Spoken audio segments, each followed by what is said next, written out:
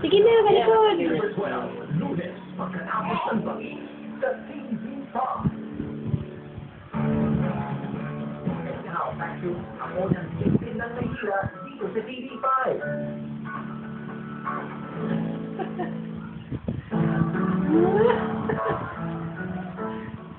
Sa mga sandali ito, Lunod ako. siguradong pinauuna na ng bala ang pinakamalaking sinig sa lansa ng ating organisasyon. Siguradong. At kapag patay na siya, madali ko na may iligpit siya ako. At ako na ang magiging bagong Kingpin na Maynila.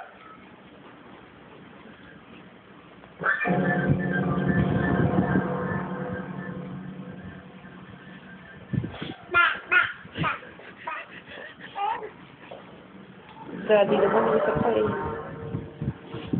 Ano ibig sabihin nito, Labrador? Ano ka namin? Hindi mo ka lang buhay pa ako. Pero, kung ayos mo ba sa akin bansa rin?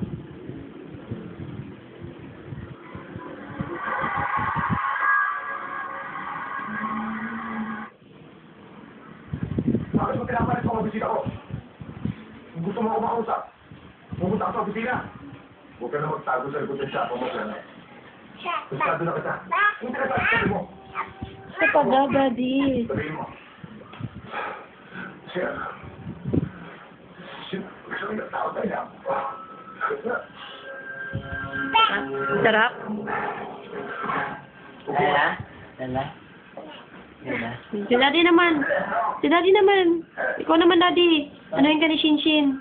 Kaya pa. Sige na naman sa likod si Daddy. Pulis ka pa naman. Ikaw, Lobi. Formal.